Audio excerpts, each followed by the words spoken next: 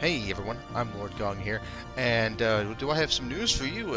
Because apparently I'm a news channel now, because that's the only thing any of you ever want to watch.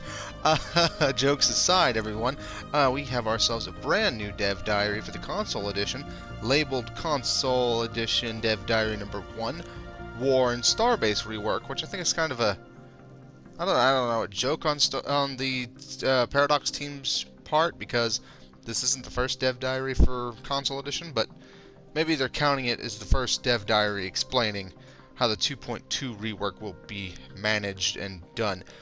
Now, looking through some of the first few statements they made here, nothing comes to mind except for their acknowledgement of the global pandemic happening right now. I hope all of you are staying clean and healthy right now, as best as you can be. But the community manager stated right here that we should expect no delays for any upcoming developments or updates for Stellaris or the console edition going forward. But just to remind all of you that if such delays happen, don't get frustrated or upset. These things do happen from time to time, and right now they're more expected than not. To continue down, and I'm hoping if I do this right, I've made some screen caps. I'm hoping they're coming up on the screen now, at least for the first few. I'm going to go down to the first section of the dev diary, the border rework. I can explain this one without so much help from them. Essentially, how borders work in the current system is, and if you see all my thumbnails, you'll know how they work. Basically, you blob. The more population you have, the more planets you have, you blob. And the bigger you blob, the more population, the more your borders are. With that simple thing in mind, that's gone. Now, just take that knowledge that you have, and it disappears. It no longer exists because now you don't blob. You only have one system to start with, and it's your home system. And it should be pre-surveyed, or at least it hopefully will be pre-surveyed. But if it's not, that's something we need to really fix, because I know it already works that way for the PC edition, but if it will work that way for the console edition, at first I'm not sure. So how you will do this? How will you only have one system to start out with?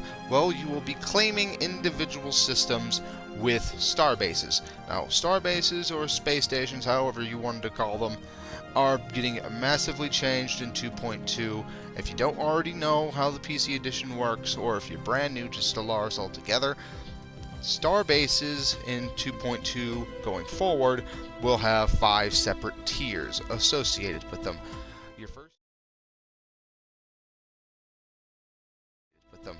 Your first tier will be called an outpost, and its only purpose is to claim systems. It can't be destroyed by any means other than someone removing it from the game. As in, you click on the outpost and you remove it, thereby removing your claim from a system and removing it from your borders. That is what will happen.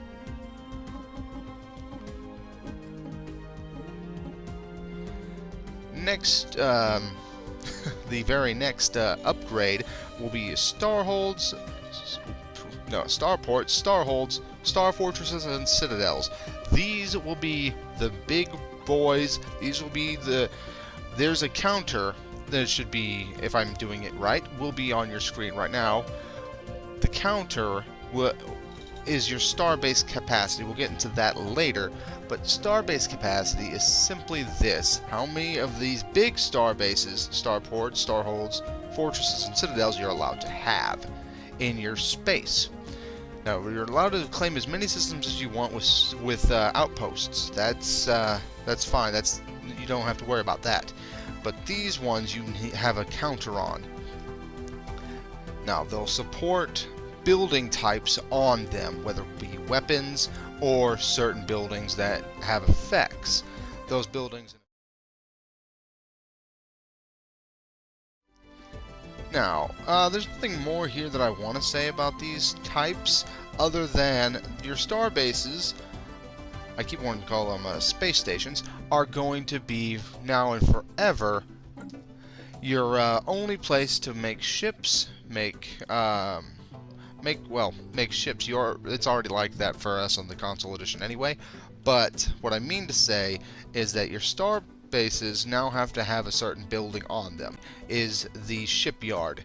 You will build shipyards on your star bases for the ones that you want to have ship production.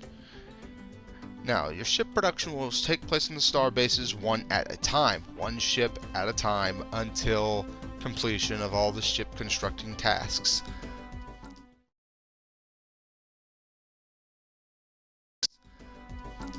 This will be quite... Oh, here, I can show you from the game plan I have. Right here on our star bases right now, we have a list of ships right here, and I can just click on whatever I want to build, however I want to build it. But that's not how it works in 2.2. In 2.2, you go here to your modules, you'll click on a shipyard and build a shipyard first.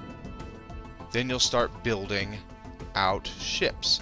And you'll still have the basic things that you see right up here. You'll still have your first science ship, your first construction ship, and your first few corvettes. All of that will remain the same in 2.2. What will be different, like I said, is this blob will no longer exist. You'll just have your first system. And your first system should already be pre-surveyed, so there won't be any worry about that.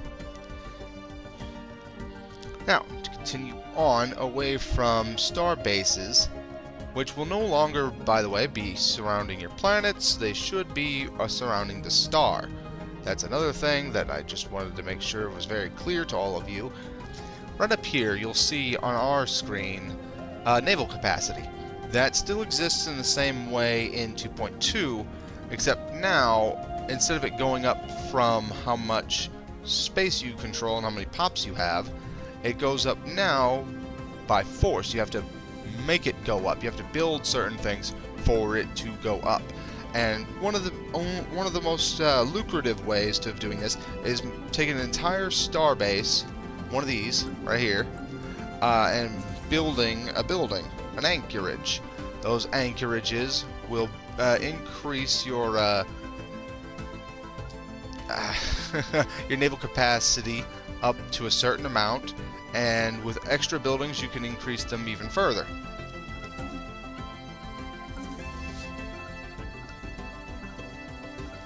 Now, the other building they mention is a trade station or a trade hub.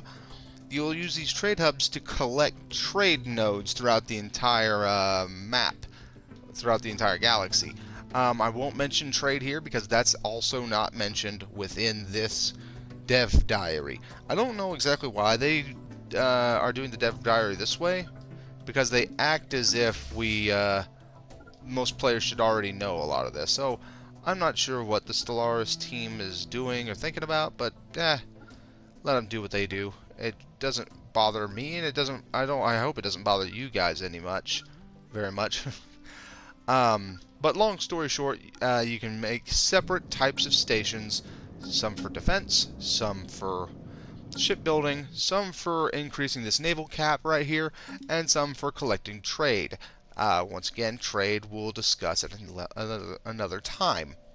Continuing on, now you'll notice right here in my ship screen, my ship designs, down here at the very bottom is our defense platforms. Defense platforms kind of stink in this version of Stellaris. They're not that strong, they're not that helpful, and the only reason you would ever have them is for these little auras right here, to either increase your ships or to harm your enemy ships. Defense platforms like this no longer exist in 2.2. They've been totally removed from the game in a way. From now on, defense platforms like that can only be built around your space stations.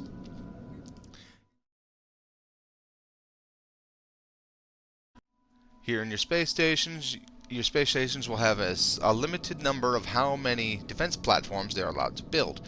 And defense platforms, along with civilian ships, all of those things, defense stations, civilian ships, they'll upgrade to the newest tech automatically, and you will no longer be doing this. You'll no longer be going here, doing this kind of constructing to your ships.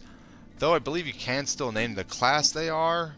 I'm not sure about that, but you won't be messing with this. You won't be messing with your constructions, colonies, signed ships, transports, or defense platforms. This page will only be for your military ships.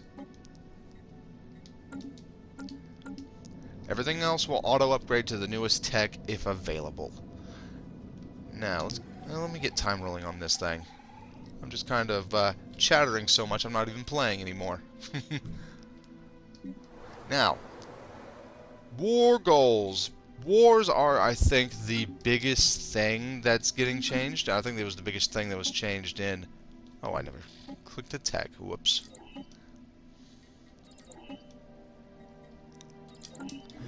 War is the thing I think is changing the most besides borders. And I think this is why they made it its own separate dev diaries, because some of these changes are so big and drastic that you need to discuss it with the players individually. Wars are changing in such a way as that now you cannot just click an empire and go to war. This being a new playthrough, I can't show you any of that, but take my GRF series, for example. I can no longer just click on my neighbor, Lord Gong, the Gong Empire, and just go to war for whatever I want. I now have to have what is called a casus belli, which is, if I remember right, Latin for a reason to go to war, essentially. That's all it means. Now, your reason to go to war could differ from time to time, and they do give us some examples of what wars you can have.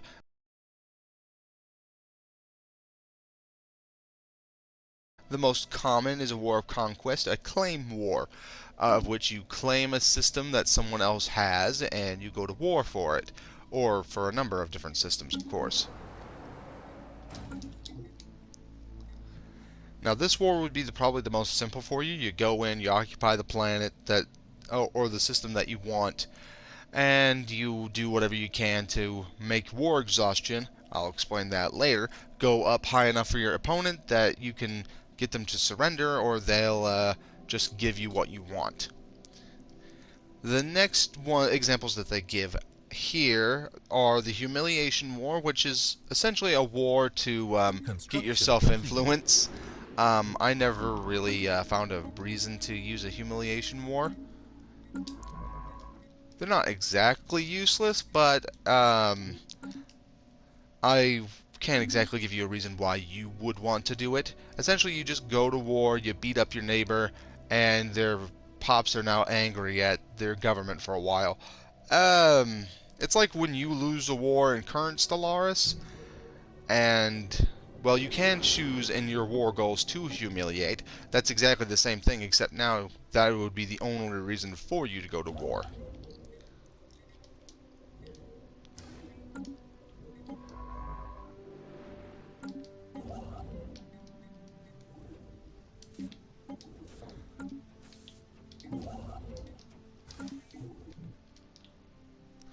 And the next war is a subjugation and tributary war. These wars are for making vassals. They will allow you to go in, conquer a place, and take them as a vassal or a tributary. I think that one's pretty straightforward and simplistic to understand. And the very last one is one I really want to talk about the wars that are changing. We have here what is called total war. It's not listed, it's not named, but that's what it is. It's a total war against fanatic purifiers, devouring swarms, and a unknown or redacted empire. But if you know Stellaris DLC listings, you know what kind of empire we're talking about. I'll let all of you people who are confused by that statement just have to go look it up, go find out.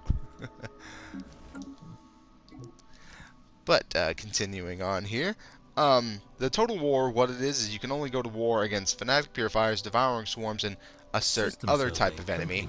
Construction complete. That's a nice planet. But what it is you go to war, and these specific empires don't obey the same rules everyone else does.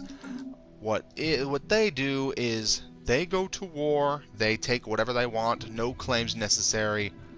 No, no.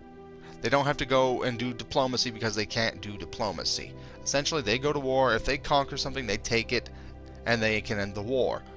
Or you go in, you conquer something, you take it, no need for you to make claims. That's essentially all that is. A total war is exactly as it sounds. A total war.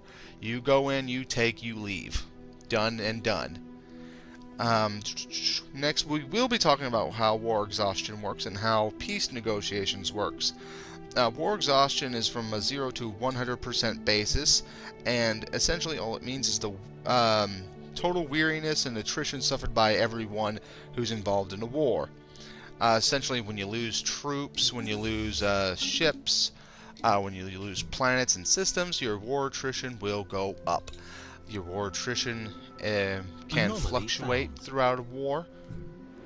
But here's the thing, you don't want your war attrition to be 100, you want your opponent's war attrition to be 100. That's it. And at any time during that war, if an attrition is high enough, you can claim what is called a status quo peace. Essentially, anything you have taken during the war, you can have if you get a status quo, as long as you have a claim on it. And so for your enemy, if you claim status quo at the end of a war, anything they take, they have, anything you take, you have, as long as the claims are there, unless it's a total war. Situation log updated.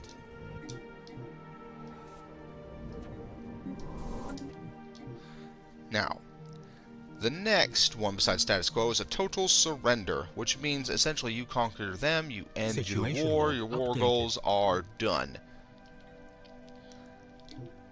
All that means really is if you went in there for one system and you only have the claim on the one system, no other claims, and you've already went to war, that's good. That means your war is done, you click surrender, they give you the system, you're done.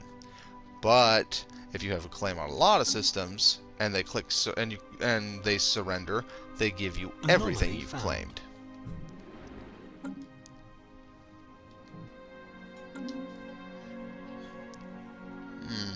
Let me see what else is here that would be interesting or just knowledge that needs to be shared.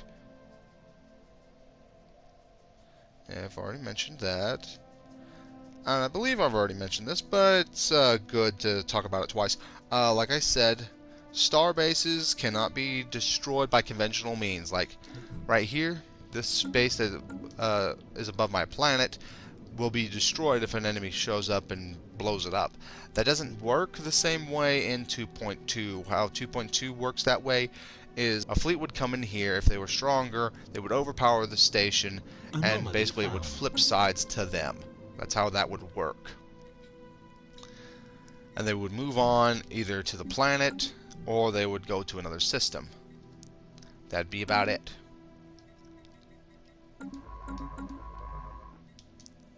And I actually do believe that is everything that I have to share for you guys. It was a very short dev diary going into detail about two separate things, but I think I will talk about some things that aren't in the dev diary. Because I don't know why they didn't themselves go into the We're getting some changes to the to the UI. You'll see a lot new symbols up at the top, up here, right here. You see where here we have energy, minerals, food, influence, unity. Here's your 3 sciences. Directly controlled planets, strategic resources, and naval cap. Most of those are still here. Only difference being is now it is adding on a few more. Let's see.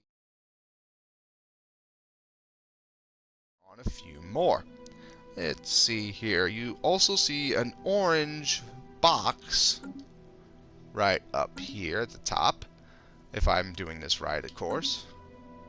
Right in between food and influence, or not food and another resource you don't recognize. Those are consumer goods. Right here in minerals, you'll actually see them. Consumer goods 4.8.